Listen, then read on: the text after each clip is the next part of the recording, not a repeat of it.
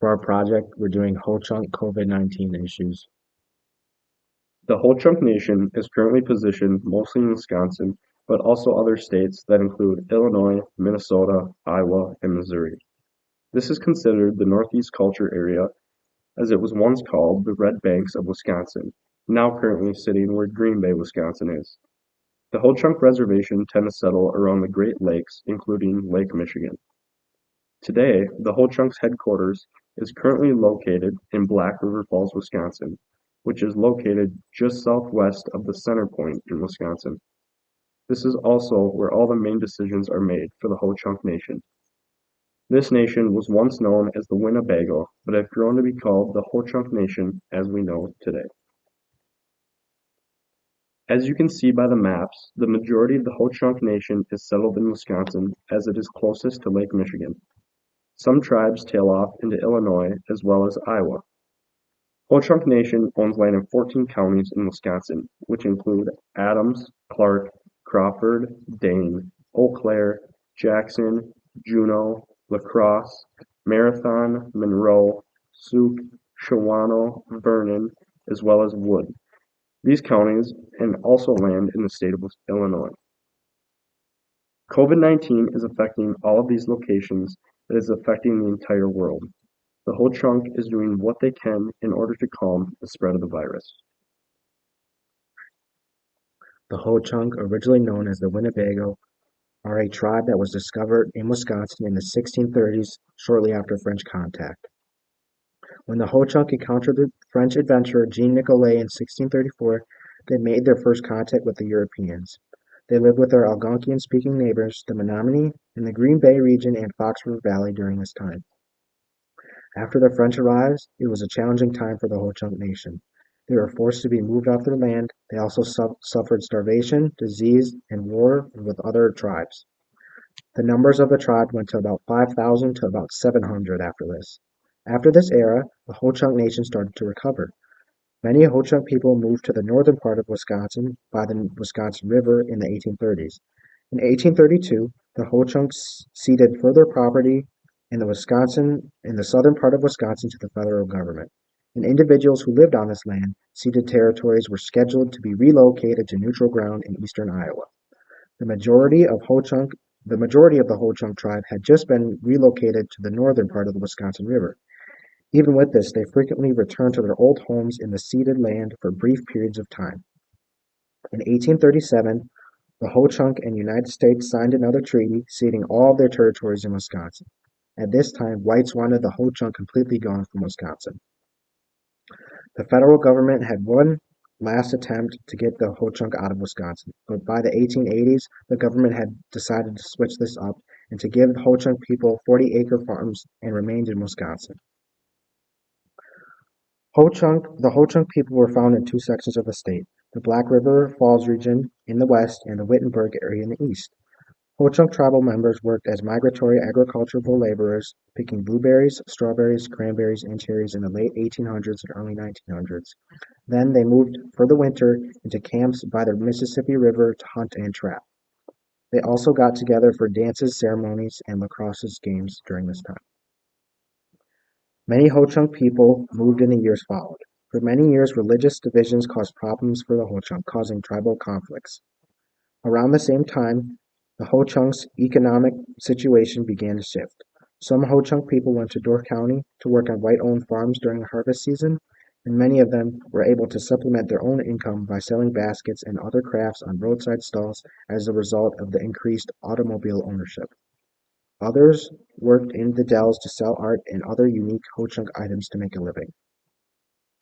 The federal government did not recognize the Wisconsin branch of Ho-Chunk Nation as a sovereign Indian tribe at this time.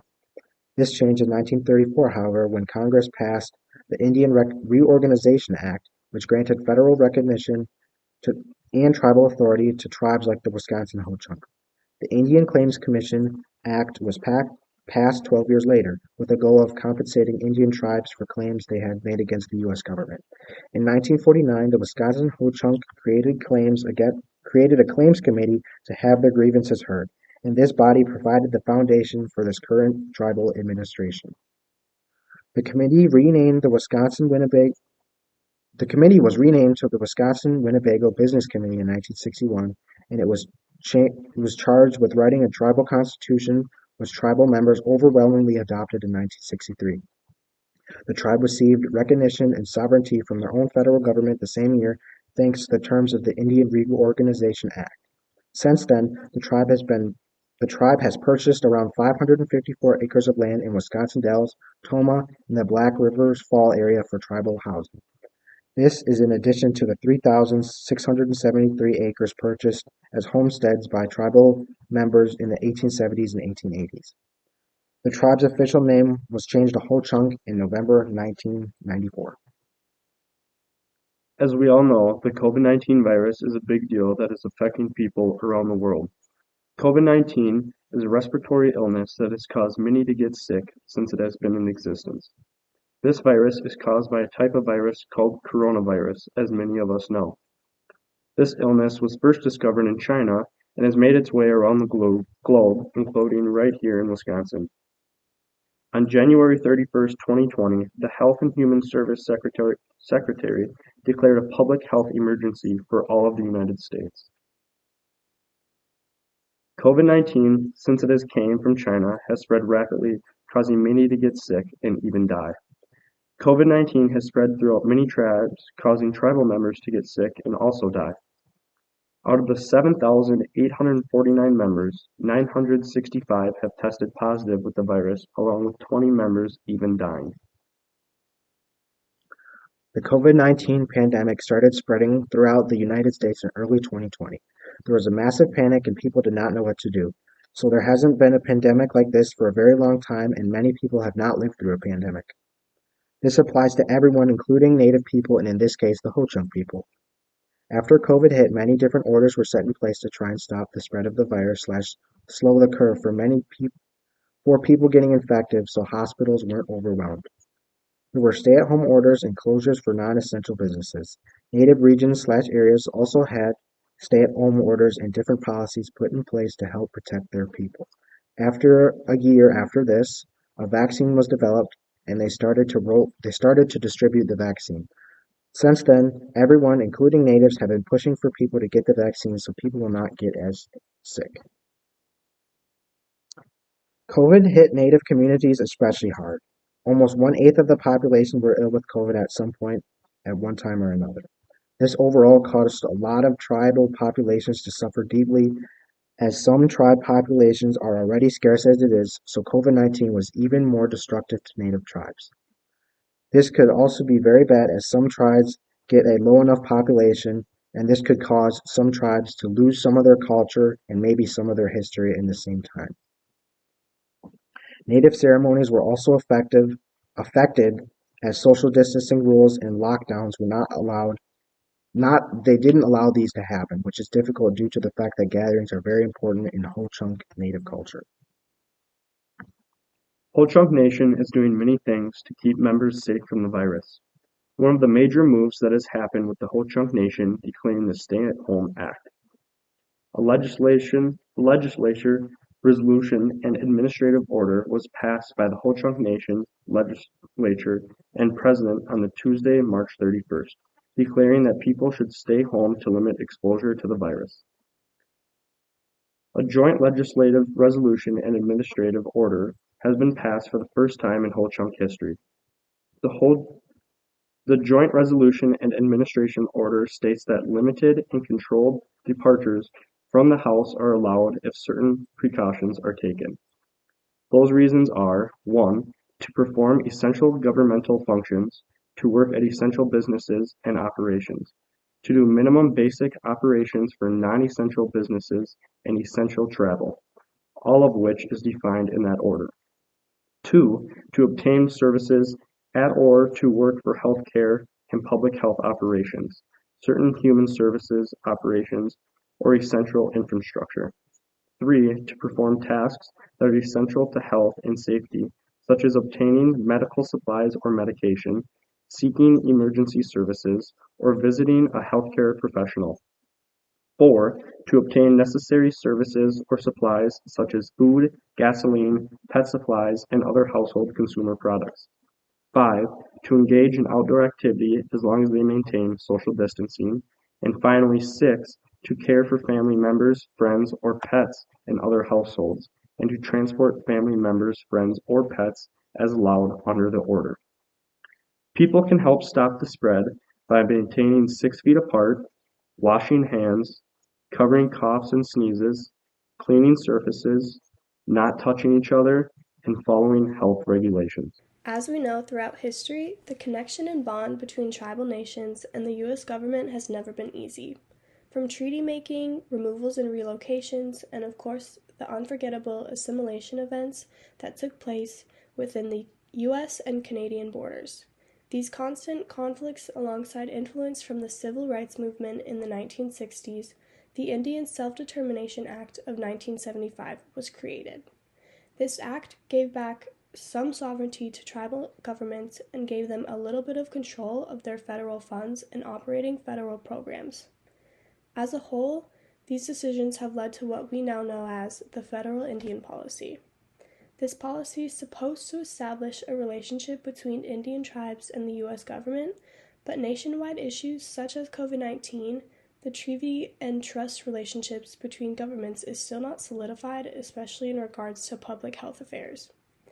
But the only way tribal nations are seen involved in intergovernmental agreements was through sharing data, resources, and relief solutions on all cross-jurisdictional issues. Throughout the formation of this issue, various perspectives were called into play. Both Native and non-Native communities faced many disadvantages due to the COVID-19 pandemic. Businesses were drained out of their income due to a lack of customers and the social distancing regulations. And if quarantine was required, citizens faced a shortage of income due to their inability to work. We also saw a lack of proper and engaging education for children in schools. Not only have we seen social and economic effects, but mental health conflicts and suicide rates have rapidly increased for everyone in the various communities.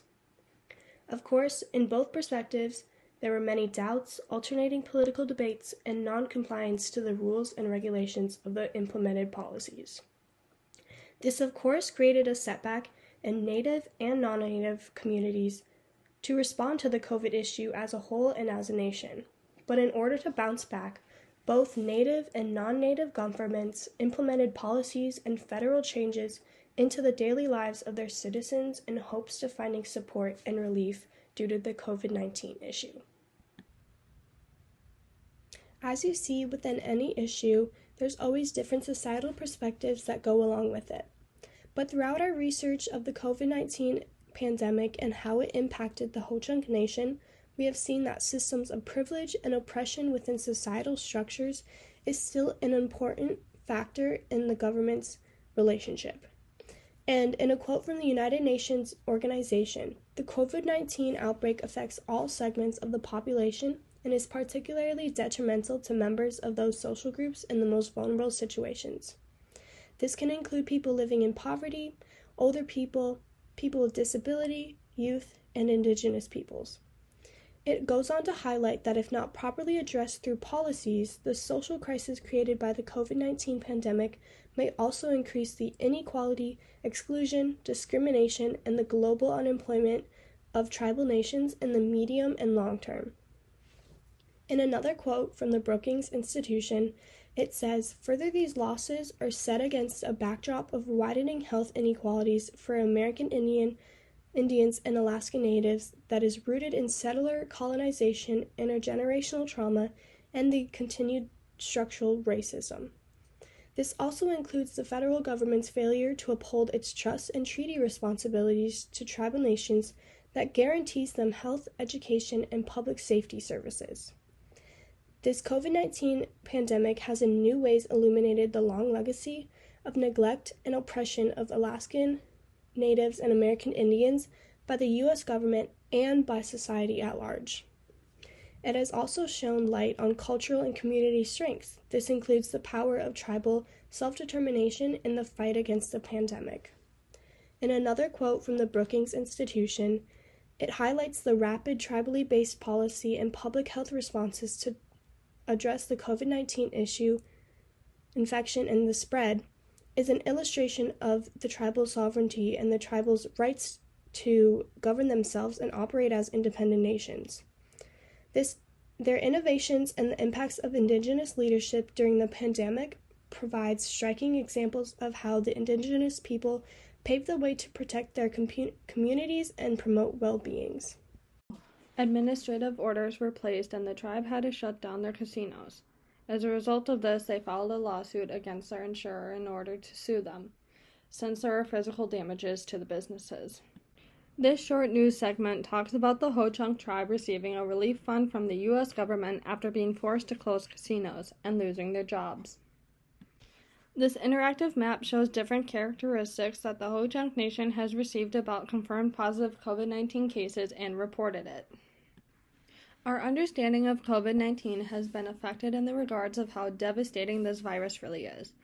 The pandemic has really opened our eyes as it became a bigger threat, not just to our home areas, but learning about the impact on the Ho-Chunk tribe, it was worse than we pictured. As COVID-19 was spread across the United States, our perception was impacted as it became worse everywhere. We realized that we were fortunate that the pandemic did not hit us as personally as hard as it hit the tribe.